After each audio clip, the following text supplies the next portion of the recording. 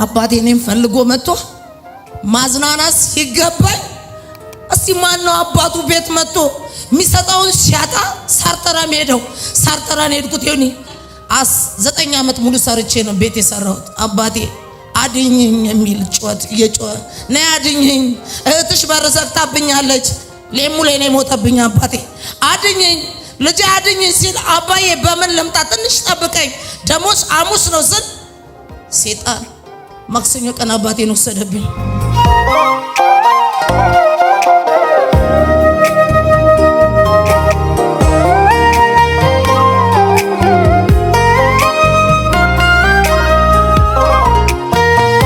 ማን ነው ስምሽ? ውባለም አዱኛ። ከየት ሀገር መጣሽ? ከመታራ። እንዴት መጣሽ እዚህ መልካም ወጣት? መልካም ወጣት የመጣሁት በድንገት ነው። እኔም ራሴ አላወኩም። በጣም የሚያሳዝን ሰው ነበር። እሱም ክበበው ይባላል። አሁን በህይወት የለም። ድንገት ለምንድነው ዮኒ ጋር ማትሄጂ? ጸበል ብለሽ ሸውደሽ ሂጂ። እሱ እኮ ጸበል ነው ብለሽ ብትሸውጂ ማንም አያውቅም ሂጂ ሲለኝ ምን ጸበል ነው? እኔ በቃ አልሄድም አልኩትና ዝም አልኩ። ከዛ በኋላ ትዝ ያለኝ እሱ ሲሞት ነው። በቃ ሲመታ በመሳሪያ ፍርክስክስ ብሎ ወደ 9 ጥይት ነው ላዩ ላይ ወደቀው። ግን የጌታ ሰው ነው።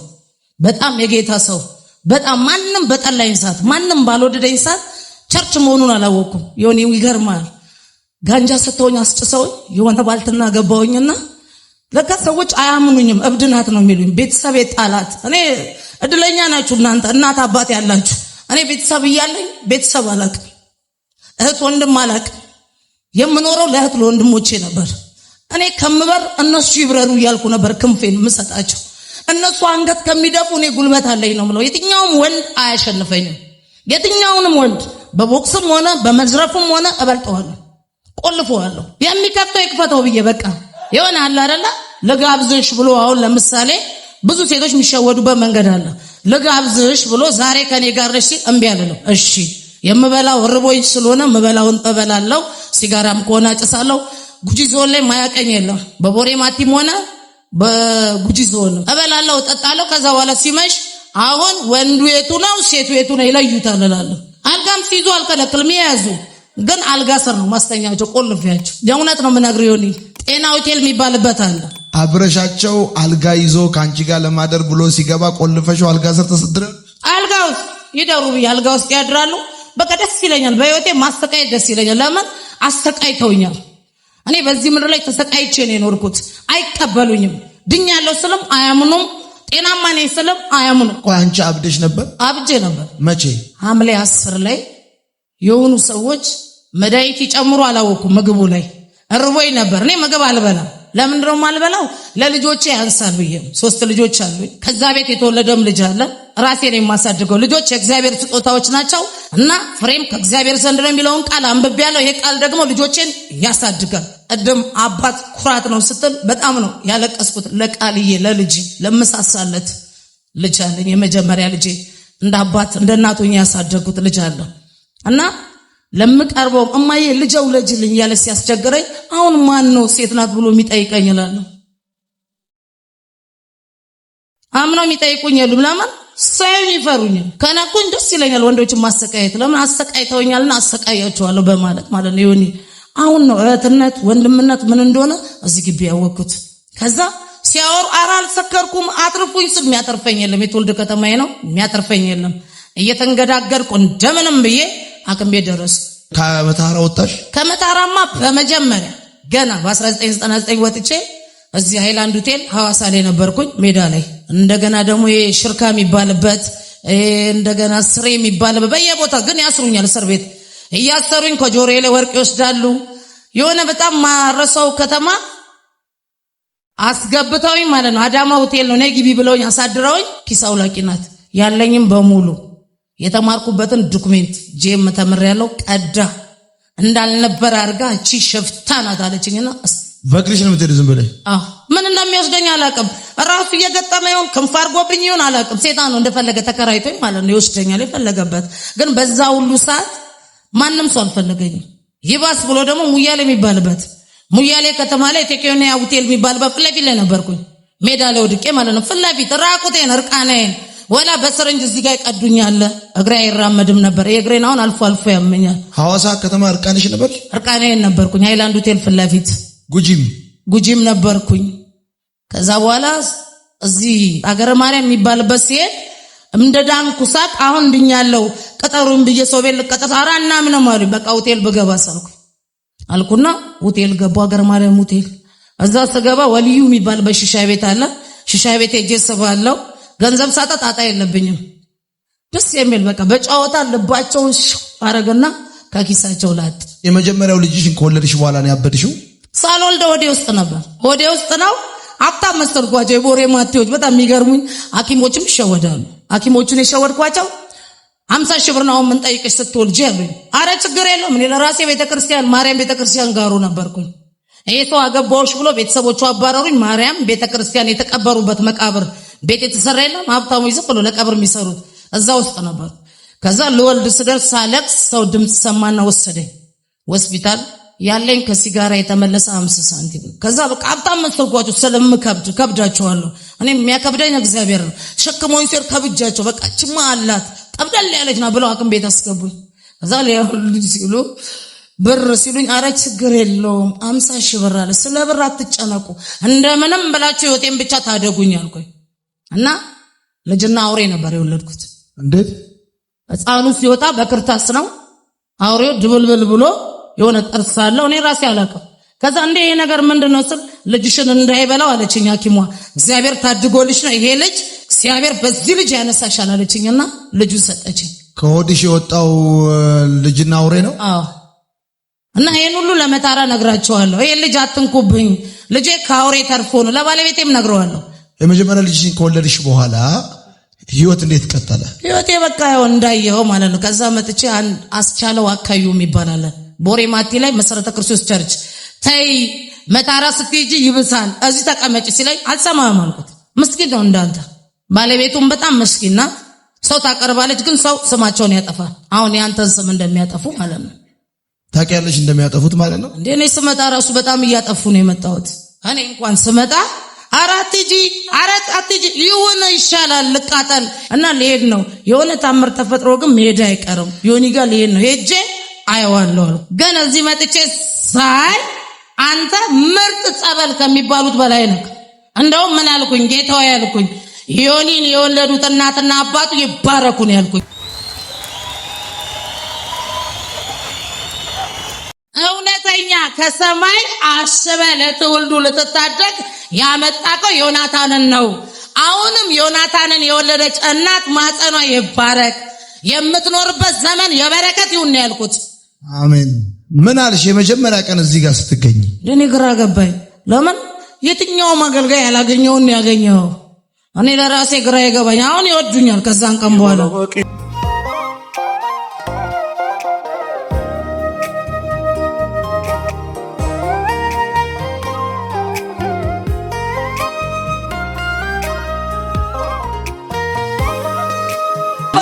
ማናን ነፍሰ ገዳይ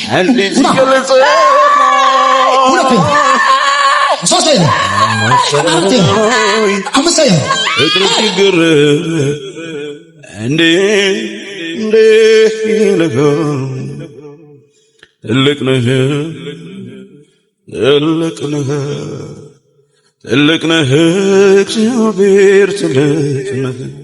አሁን ይወዱኛል ከዛን ቀን በኋላ እዚህ ውስጥ ያሉት። አዎ በፊት የትኛውን ልምታት እያልኩ እኔ መመታው ሰው ነበር መመርጠው። እንደመጣሽ አዎ ለመታሰር ደነገጥሽ? እዚህ ጋር ራሴን ሳይ ደነገጥኩኝ። ወይኔ እግዚአብሔር ይቅር በለኝ ነው ያልኩት። በቃ መጀመሪያ ልጅሽን ከወለድሽ በኋላ ሄድሽ ወደ መታራ ማለት ነው? ወደ መታራ ሄድኩኝ። ከዛ ጭንቅላቴን ቼክ ላረገው እስቲ ብየዳ የተማርኩት ይሰራል አይሰራም። ሰዎች እብድ ብለውኛል። እስቲ ያልኩና ገራጅ ነበር መሰራው። ገራጅ ስመጣ ቱታና ጫማ ነው ማድረግ። አልወድም ነው የሴት ልብስ። እዛ ቱታ ጫማ ሳደርግ ይሄማ ትክክለኛ እብድ ነው ሴጣን ነው ብለው ሁሉም ይርቁኛል። ገራጅ ማለት ነው። ከዛ ገራጅ ገባው እሰራለሁ። አያምኑኝም። ሰው ሲወድቅ ማነሳለሁ። አያምኑኝም። ግን አጨሳለሁ። በቃ ስለሚያናዱኝ ብቻ አጨሳለሁ። አንድ ፓኬት በፍጥነት ነው ማጨሰው በፍጥነት። ከዛ እያጨስኩ ምን እያል አንድ ቀን ፈተና ስንፈተን እግዚአብሔር ግን የሆነ አጭር እጅ ያለውን ባል ቢሰጠኝስ ከኔ በልጦ እንዳይመታኝ ማለት ዱላ ስለሰለቸኝ እውነቴን ነው ዮኒ ዱላ ስለሰለቸኝ ብቻ እጁ አጠር ያለ ቁመቱ ከኔ ያጠረ ባል ቢሰጠኝ ምርጥ ሚስት ሆነለታለሁ ብዬ ቃል ገባው። ይሄ ባለቤትሽ እንዴት አገኘሽው? እኔ ያገባሁት የጸለይኩትን ጸሎት ነው እግዚአብሔር ሰምቶ ይሰጠኝ። አጭር እጅ ቁመቱ ያጥራል እጁ አጭር እንዳልሽው ሰጥቶኛል። ከዛ በግድ እንዲያገባኝ ዳርዳር እያልኩ ዱካውን እያልኩ በቃ እኔ ጠይቄው ነው ያገባሁት። ስንተኛ ነች እሷ? ጠይቀሽው ነው ያገባሽው? ጠይቄው ያገባሁት። እግዚአብሔርን መጀመሪያ የለመንኩት ከጓደኞቹ ኋላ ነው ፊት አድርገውና እኔ የቤት እመቤት መሆን ያማረኝ ስለተንከራተት እናት መሆን አማረኝና እኔ የቤት እመቤት ሆናለሁ ስራዬን ተዋለሁ ለሱን ግን ተንከራትቼም ቢሆን ቋሚ አደርገዋለሁ አልኩኝ። ያ ፈተና ስንፈታ በቃ እግዚአብሔር ስራውንና ከኔ ኋላ መጣ ውጤት። አንቺ በለጥሽው? እኔ ከፊቱ በለጥኩኝ። ለካ ጭንቅላቴ ይሰራል ማለት ነው። ሰው ለካ አውቆ ነው በላጲስ ስሜን የሚያጠፉት በሙሉ እብድ ነሽ የሚሉኝ ሁሉ አውቀው ነው። እኔ መቼም እብድ አልሆንም ብዬ ለራሴ ቃል ገባሁ። ከዛ እንደምንም በቃ እየሮጥኩኝ በጣም የሚያሳዝን የፋብሪካው ዋና ነበረ እሱ ጋር እየሮጥኩኝ በእናትህ ስም ጻፊው ከለከለችኝ እንዳልገባ። አረ ልግባ ሄጄ ልጠይቀው ስለ አይቻልም ስትል እንዲህ ለወረውራት ስል ብድግ ብሎ መጣና ተተ ግቢ ያለኝ ሲል ምንድነው ሲል እኔ ሾጥ ነኝ አልኩት። ኪሴ ውስጥ ብገባ ሲጋራና ቁሪ ነው የምታገኘው አልኩኝ። ባለቤቴን ብቻ አሳድግልኝና ልጄን ያሳድግ እኔ ልሙት አልኩት።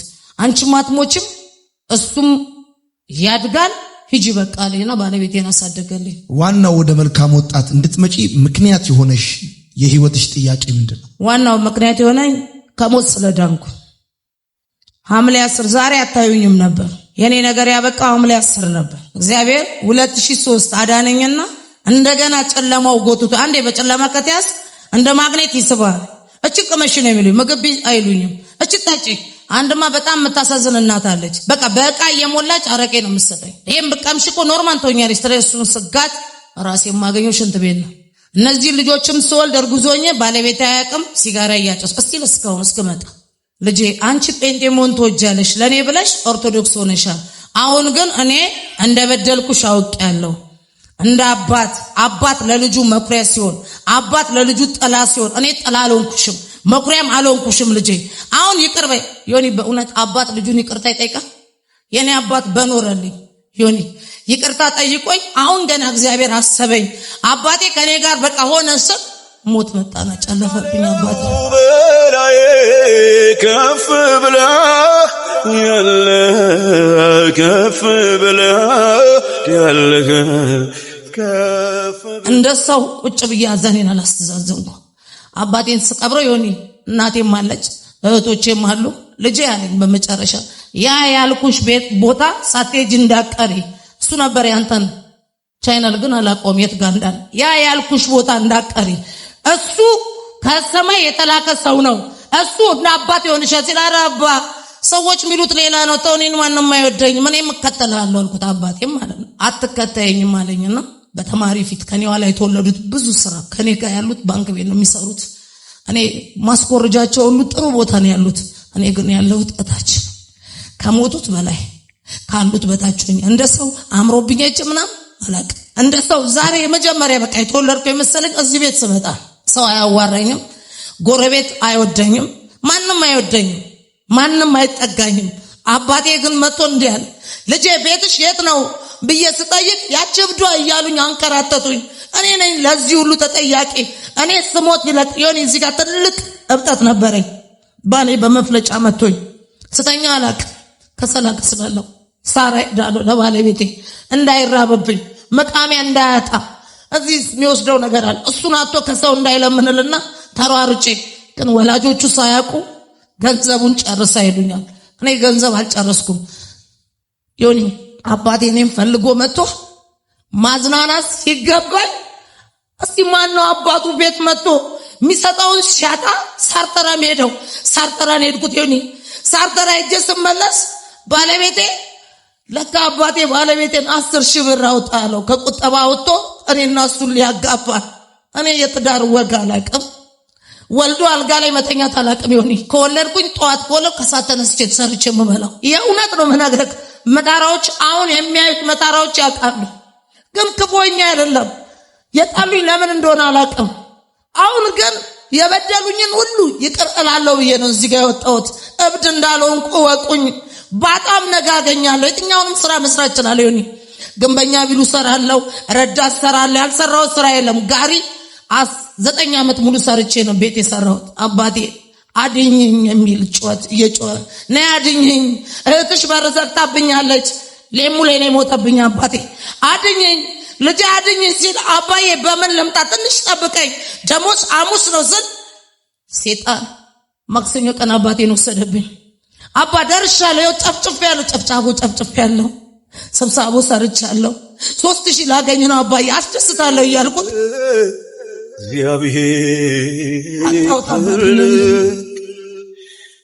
በጣም የምወደው አባቴ አዱኛ ጸጋዬ ነው። በጣም የምወደው መጣራዎች ያውቃሉ። ቀበቶ እየበላው ጫማክን ስታወልቅ አባቴ ነበር ትዝ ያለኝ። እግሩን አሩር እየበላው ቀበቶ እየበላው እየተራበ ስጋ ሲሰጡት ተበድሮ አምጥቶ እያሳደገ የኔ እህቶች ናጥጦ እሱ ተርቦ አስተምሯቸዋል። ተጠምቶ ጠጥተዋል። እሱ ጣውልቆ እነሱ አምሮባቸው ዛሬ ሁሉም። የኔ አባት ግን ካቻዮ ሳይላቀቅ ሞተ። የኔ አባት ከቱታ ገና እንደተላቀቀ አርፋለሁ ሲል ጡረታ ወጥቶ ሞተብኝ። ሆኒ ለአባቴ አንደኛ እዚህ ጋር የመጣው ስለ አባቴ ላለቅስ ነው። መርቲ ውስጥ ሆኖ የአባቴን ለቅሶ ያልደረሱት አሉ። ለምን አባዬ እንዲህ አለ ልጅ አለ ጥላ መሆን ሲገባኝ ጥላ ሳልሆንልሽ ማረፊያ መሆን ሲገባኝ ሲል አባዬ ባለኝ ነገር ደስተኛ ነኝ። ማር ይዞ ነው ዮኒ ማር እዚህ ጋር ደብቆ አምጥቶ ይቅርታ አለኝ። አባቴ ይቅር በይ ልጄ ጥፊብኝ አለ። እኔ ቤት 51 ላይ ወድቄ ነበር፣ አላወቅኩም። ካፍንጫዬ ደም ይወርዳል። ትንሽ ካስጨነቁኝ ይጥለኛል ካላጨስኩ። ከዛ ወድቄ ነበር። ከወደ ራሴ ስመለስ አባቴ ላጭ በላጭ ሆኖ ንፍጥ በንፍጥ ሆኖ ጭቃ በጭቃ ሆኖ አየሁት። አባዬ ስለው መች መጣክ ስላሁን ነው እዚህ መድረክ ላይ እንደሆንኩ ነው የሆንኩት። አባ አትፈር አልኩት። እኔ ሰው ነኝ አልኩት። እረዳዋለሁ አልኩት። ግን ሳረዳው 2 ቀን ሲቀረኝ አባቴ ትልቅ ነህ እኛማ ከአባቶች መጣባ ከጀግናዎች ጀግና የሚባል ትልቅ ነህ። መጀመሪያ የኢትዮጵያ ሕዝብ በሙሉ በእውነት እኔ ውብ ዓለም አዱኛ የበደልኳችሁ በሙሉ ከልቤ ይቅር እላችኋለሁ። እግዚአብሔርም ይቅር ይበላችሁ። ሲቀጥል ደግሞ እግዚአብሔርን በመስደብ ከኔ ጎን ሆነህ አባቴም ባለመቅበር ቂም ያዝኩብህ ባለቤቴ ይቅር ብያለሁ። እግዚአብሔር ይቅር ይበል ትቼዋለሁ። እኔ 3ቱ ልጆቼ እንደ እናት አልተንከባከብኳቸውም። ያው እኔ ዘመናዊ እናት አይደለሁም። እኔ ዳይፐር ምናምን አያውቁም። እኔ ልጆች የህፃናት ምግብ አያውቁም። ያለውን ይበላሉ። አልበላም እንደው ሌላ ተውና ማለት ነው። ይሁን ዳዶ ይበሉ ብዬ አልሄድም ካሉ በዱላ ነው ማስኬዳቸው። በራስ መቻል አለባችሁ። ሰው ሲያጎርሳቸውም አልወድም። እነዚህን 3ቱን ብላቴናዎች ከእግዚአብሔር የተሰጡኝ ልጆቼን በመበደሌ ልጆቼ ይቅርታ እያልኳችሁ ነው። ይቅርታ አድርጉልኝ ልጆቼ። አጨብጭቡላት። አንደኛ ነሽ አንቺ።